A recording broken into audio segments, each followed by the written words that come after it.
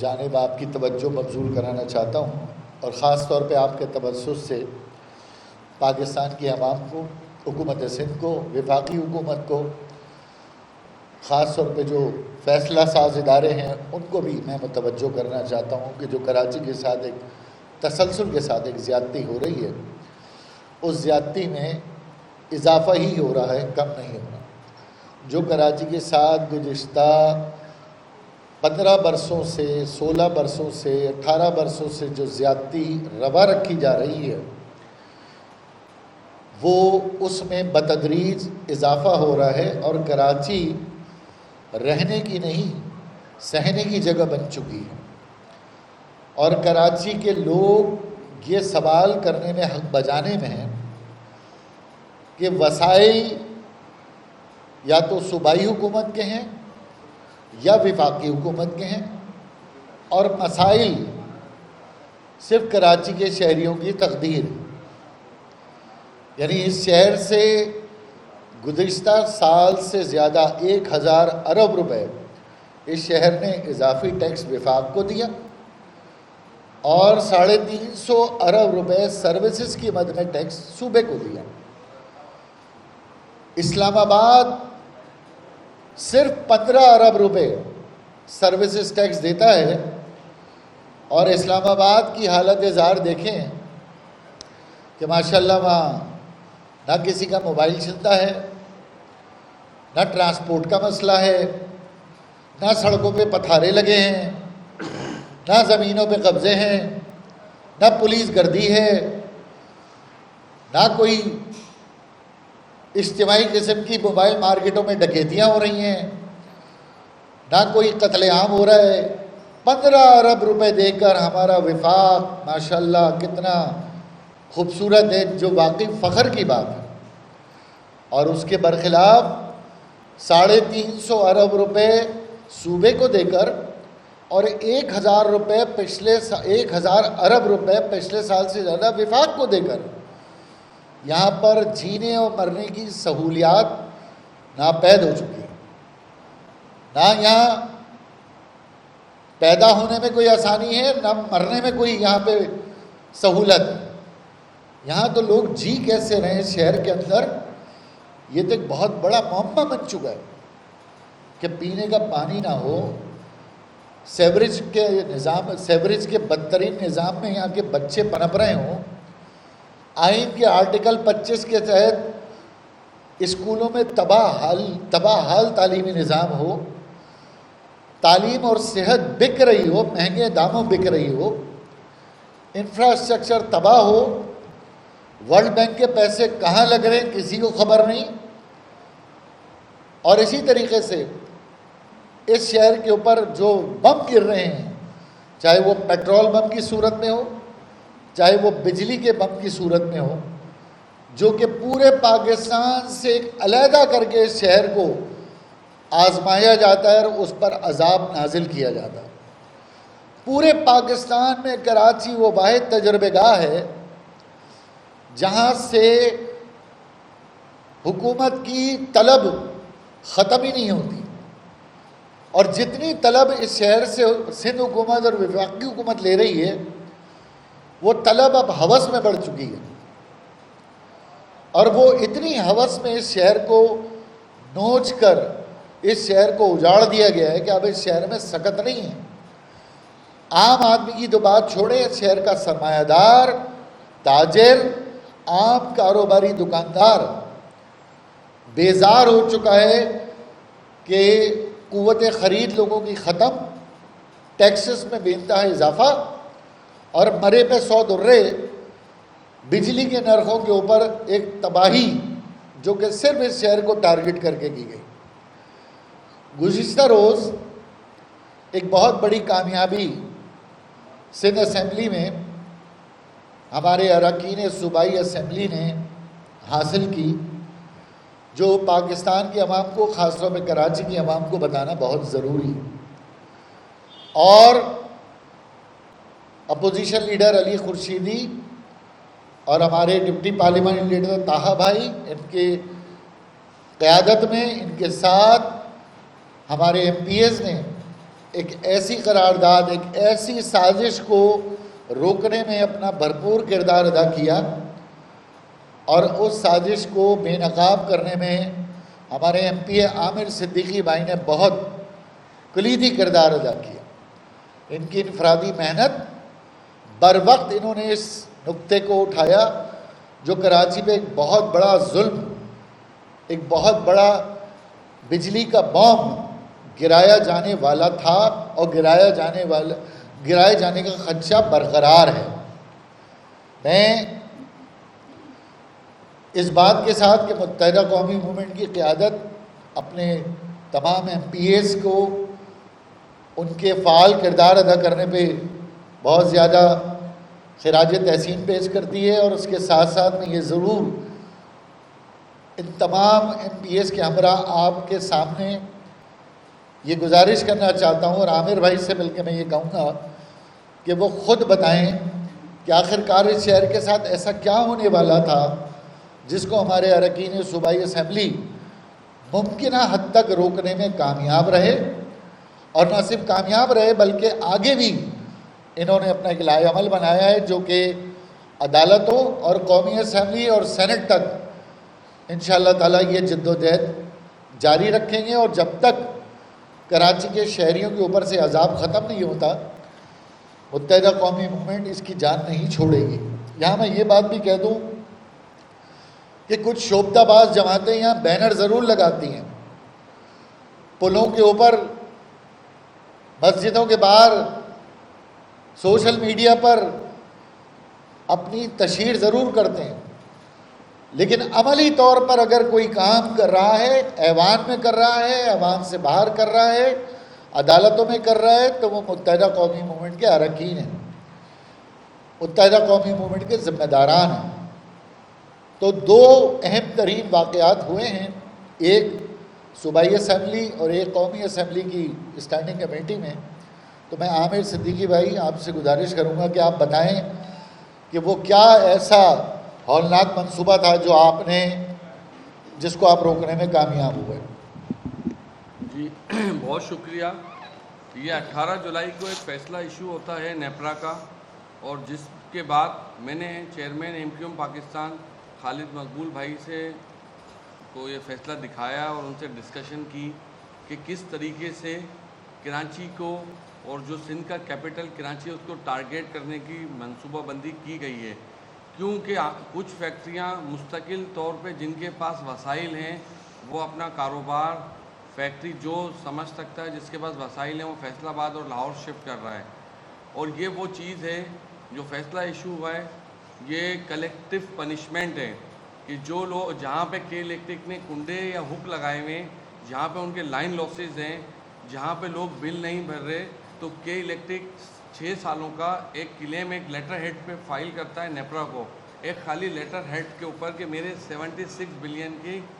Recovery ہے جو کہ لوگ بل نہیں بھر رہے جہاں ہک لگے ہوئے ہیں، جو کہ کے الیکٹرک کی ناکامی، نااہلی، جو 20 سال سے انہوں نے اپنا انفراسٹرکچر بہتر نہیں کیا، تو وہ ان کنزیومر پہ ڈالا جا رہا ہے کہ جو باقاعدگی سے بل بھرتے ہیں۔ آپ اس چیز سے سوچیں کہ ایم کیو ایم پاکستان نے فل فور، ہمارے سارے ایم پی ایس نے، میں ان کا شکر گزار ہوں، طہا بھائی، علی خورشیدی بھائی اور سارے ایم پی ایس نے بھرپور حصہ لیا، اور اللہ تعالیٰ نے مدد کی اور ہم نے اسمبلی سے اس کو ریزولوشن کو پاس کرایا۔ یہ وہ ریزولوشن ہے کہ جو تعین کو طے کرے گی، یہ جو آرڈر ہے یہ صوبے کی بنیادوں کو ہلا کے رکھ دے گا۔ جب مستقل طور پہ آپ سوچیں کہ وہ اپنے کام میں ناکام ہو چکے ہیں، ریکوری وہ نہیں کر پا رہے، لائن لاسز ان سے کور نہیں ہو رہے، ہک وہ ہٹا نہیں پا رہے، تو وہ ان لوگوں سے پیسہ لینا چاہتے ہیں کہ جو ہر مہینے باقاعدگی سے بل بھر رہے ہیں۔ تو آپ سوچیں کہ نیپرا فوراً آرڈر ایشو کرتا ہے کہ جائیں آپ 50 ارب کی فوراً ریکوری کریں ان لوگوں سے جو ہر مہینے بل بھر رہے ہیں۔ تو کیا یہ ظلم و بربریت ہے؟ پوری دنیا میں آج یہ کئی قانون موجود ہے، کیا اس بک کے اندر کوئی ایسا قانون موجود ہے کہ جو کلیکٹیو پنشمنٹ دی جائے کراچی کے شہریوں کو، بزنس مین کو؟ تو کیا نیپرا نے جو آرڈر ایشو کیا ہے، کیا انہوں نے کوئی اوپن ہیئرنگ رکھی؟ کیا پارلیمنٹرین کو دعوت دی کہ آئیں اس پہ بحث کریں؟ اور یہ کون سے بند کمرے میں ہیئرنگ ہوئی؟ یہ جو فیصلہ ہے پڑھنے کے بعد لگتا ہے کہ کے الیکٹرک نے بنا کے دیا تھا اور نیپرا نے اس کو صرف سائن اور اسٹیمپ کیا ہے۔ اس میں کہیں نہیں نظر آتا کہ نیپرا نے کوئی اپنی ایکسرسائز کی ہو. تو آج کیونکہ میں تو ایک طالب علم ہوں, اظہار بھائی بیٹھے ہیں, اور کیونکہ سینئر سے بات کریں گے, تو یہ ایم کیو ایم نے اپنا حق ادا کیا ہے. شہر نے ہمیں ووٹ دیا, ہم پہ اعتماد کیا. ہم کہتے ہیں, پہلے دن سے کہتے ہیں کہ شہر کو ایم کیو ایم ہی لیڈ کرتی ہے اور کرتی رہے گی انشاءاللہ. جو عوامی ایشو تھا, جو عوام کے اوپر 50 ارب کا بم گرایا جا رہا تھا, اس کو فل فور اسمبلی سے روکنے میں ہم کامیاب ہو گئے. اب آگے انشاءاللہ قومی اسمبلی میں اٹھایا جائے گا, اور ہم سپریم کورٹ میں فوراً جا رہے ہیں, اور ہم اس کی آخری حد تک جائیں گے. جس نے اپنا کام کرنا تھا اس نے نہیں کیا, اور وہ ان لوگوں سے پیسے لینا چاہتا ہے کہ جو لوگ باقاعدگی سے بل بھر رہے ہیں. تو آپ یہ فیصلہ, یہ آج ہر انسان کا مسئلہ ہے, چاہے وکلا حضرات ہوں, صحافی ہوں, بیوروکریٹس ہوں, جو بھی سوسائٹی ہے, سول سوسائٹی, اگر آج نہیں کھڑے ہوں گے تو آپ سمجھ لیں ہر آنے والے منتھ میں آپ شوروں کی پیمنٹ بھی آپ کر رہے ہوں گے. تو ہم اپنی لیڈرشپ کو تو بہت شکر گزار ہیں. خالد بھائی نے اس کے اوپر رہنمائی دی, اور ہم نے اس کو آگے لے کے چلے. انشاءاللہ ہم جلد سپریم کورٹ میں اس کے اوپر کیس فائل کرنے جا رہے ہیں. بسم اللہ الرحمن الرحیم. جس طریقے سے عامر صدیقی بھائی نے اور خواجہ اظہار بھائی نے تفصیلی طور پہ آپ کو بتایا ہے کہ یہ متحدہ قومی موومنٹ پاکستان کے ویژن کی, متحدہ قومی موومنٹ پاکستان کے اراکین کی, اور کراچی کی عوام کی ایک بہت بڑی کامیابی ہے کہ کراچی کی عوام نے جس جماعت کو اپنے ووٹوں سے منتخب کر کے ایوان میں بھیجا اپنا مقدمہ لڑنے کے لیے, وہ جماعت کراچی کی عوام کا مقدمہ لڑ رہی ہے. بہت ساری ایسی ہیں جو سمجھتی ہیں کہ شاید جمعے کی نماز کے بعد پمفلٹ بانٹنے سے مسائل حل ہو جاتے ہیں, یا بینر لگانے سے مسائل حل ہو جاتے ہیں. تو مسائل صرف عملی جد و جہد سے حل ہوتے ہیں, اور وہ عملی جد و جہد کی مثال آج آپ لوگوں کے سامنے موجود ہے کہ کس طریقے سے متحدہ قومی موومنٹ پاکستان نے بر وقت اس ایشو کو اٹھا کے اسمبلی میں پیش کر کے اس پہ آواز بھی اٹھائی, اس پہ قانون سازی کا مطالبہ بھی کیا, اور اس ریزولوشن کو پاس بھی کروایا. یہ وہ جماعت ہے جو جینوئن عوام کے ووٹ لے کر آتی ہے, اور جس پہ عوام کا اعتماد ہے. متحدہ قومی موومنٹ پاکستان کو پچھلے 40 سال سے شہری سندھ کی عوام اپنے ووٹوں سے منتخب کر کے ایوانوں میں بھیج رہی ہے. اس عوام کو اس بات کا یقین ہے کہ آج سے پہلے بھی شہری سندھ میں جیسا جتنا اور جو بھی کام ہوا ہے وہ متحدہ قومی موومنٹ پاکستان کے اراکین نے کیا ہے, متحدہ قومی موومنٹ پاکستان کے منتخب نمائندوں نے کیا ہے. اور آنے والے وقت میں بھی اس شہر کے لیے, اس قوم کے لیے, اس صوبے کے لیے, اس ملک کے لیے جو بھی بہتری ہوگی, جو بھی ڈیولپمنٹ ہوگی, وہ متحدہ قومی موومنٹ کے اراکین اور منتخب نمائندے ہی کریں گے. ایک اور بات میں ضرور بتانا چاہتا ہوں کہ بہت ساری سیاسی جماعتیں اب آئیں گی میدان میں اور یہ دعویٰ کریں گی, تو ہم دعوے کی سیاست سے اوپر آ چکے ہیں. ہمارے پاس عوام کا مینڈیٹ موجود ہے, ہم اسمبلی میں موجود ہیں, اور ہم اسمبلی سے آپ کو کر کے دکھایا ہے کہ صرف یہ شارع فیصل پہ کھڑے ہو کے کشمیر آزاد نہیں ہوتا, یا پریس کلب پہ جا کے فلسطین کا بینر لینے سے فلسطین کا مسئلہ حل نہیں ہوتا. یہ تمام وہ مسائل ہیں جو جب تک عملی جد و جہد نہیں کی جائے گی, میدان عمل میں نہیں آیا جائے گا, صرف کرٹیسزم سے مسئلہ حل نہیں ہوگا. کلیکٹیو وزڈم کے ساتھ عوام کے مسائل کو حل کرنے کی ضرورت ہے. اور آج ایک بار پھر میں متحدہ قومی موومنٹ کے تمام اراکین کو, اراکین اسمبلی کو, ہماری لیڈرشپ کو, ہمارے چیئرمین ڈاکٹر خالد مقبول صدیقی کو مبارکباد پیش کرتا ہوں کہ ہر دفعہ کی طرح اس دفعہ بھی متحدہ قومی موومنٹ پاکستان نے اس عوامی مسئلے کو اٹھایا اور عوام کے مسائل حل کرنے میں پیش رہی. اور ایک اور بات, آخری بات, اس بات کو آپ لوگ کہ کیمرے کے ذریعے, اس آپ کے کیمرے کی آنکھ کے ذریعے عوام تک پہنچانا چاہتے ہیں کہ اس شہر میں جب بھی جیسا جو بھی مسئلہ ہوگا, ہم آپ لوگوں کے درمیان کے لوگ ہیں, ہم آپ لوگوں کے لوگ ہیں, ہم آپ کے ووٹوں سے منتخب ہو کر آئے ہیں, ہم ہمیشہ آپ کی آواز بنیں گے اور آپ کے دیے ہوئے اعتماد پہ پورا اترنے کی کوشش کریں گے. شکریہ. اب دوسری اہم ترین بات جو انٹیریئر اسٹینڈنگ کمیٹی انٹیریئر میں ہوئی کہ یہ تمام پاور پروڈیوسرز جس میں وابڈا ہے, کے ای ہے, انہوں نے حکومت سے مطالبہ کیا کہ ان کو بجلی چوری کے خلاف ایف آئی آر درج کرنے کا اختیار دیا جائے. میں کیونکہ انٹیریئر کی اسٹینڈنگ کمیٹی میں ہوں تو, اور کافی دباؤ ڈالا گیا کہ جناب یہ ورلڈ بینک کی ضرورت ہے, ورلڈ بینک نے کہا ہے کہ یہ چوری پہ ایف آئی آر درج ہو. تو اسٹینڈنگ کمیٹی نے مجموعی طور پر، میں آپ کو یہ بتانا چاہتا ہوں کہ یہ جو بل آیا تھا بجلی کی چوری کا، ٹیکنیکل بنیادوں پر اس بل کو مسترد کر دیا اور اس بل کو دفن کر دیا، کیونکہ اس میں سوال ہم نے یہ پوچھا کہ اگر کوئی 40 گز کی چوری میں پایا جاتا ہے اور کوئی 2000 گز کے بنگلے کی چوری میں پایا جاتا ہے، کیا دونوں پہ ایک ہی FIR درج ہوگی؟ ہم نے یہ سوال کیا کہ اگر چوری یا کنڈے آپ کے لوگ اپنی مرضی سے لگواتے ہیں اور آپ کا دوسرا ونگ آ کے FIR کٹوا دیتا ہے تو اس کے آپ کے پاس کیا جواب ہے؟ پھر ہم نے یہ بھی سوال کیا کہ اگر کسی کی چوری آپ پکڑتے ہیں تو آپ کے پاس ایسا کیا نظام ہے کہ اس نے کتنے کی چوری کی؟ آپ تو کہتے ہیں وہ 2 سال سے چوری کر رہا ہے، آپ تو کہتے ہیں وہ 10 سال سے چوری کر رہا ہے، آپ کو پوچھنے والا کون ہے؟ پھر چوتھا ایک اور سوال ہم نے رکھا کہ اگر مالک مکان نے کرائے پہ مکان دیا اور کرایہ دار کوئی غلطی کرتا ہے تو مالک مکان سزا کیوں بھگتے؟ تمام پاور پروڈیوسرز کا مطالبہ یہ تھا کہ ان کے افسر کو FIR درج کرنے کا اختیار دے دیا جائے، جو کہ اللہ کے فضل سے انٹیریئر کی اسٹینڈنگ کمیٹی میں مسترد ہو گیا، اور ماضی میں PTI کے صدر صاحب نے اس کو منظور کر کے آرڈیننس جاری کر دیا تھا، آرڈیننس لاگو ہو گیا تھا، ہزاروں FIR کٹ چکی تھی، کراچی سمیت پنجاب میں کئی بے گناہ لوگوں کو ان FIR کے اوپر مجرم بنا دیا گیا، بعد میں وہ جیلوں سے بعد میں وہ بری ہوئے مقدمے سے۔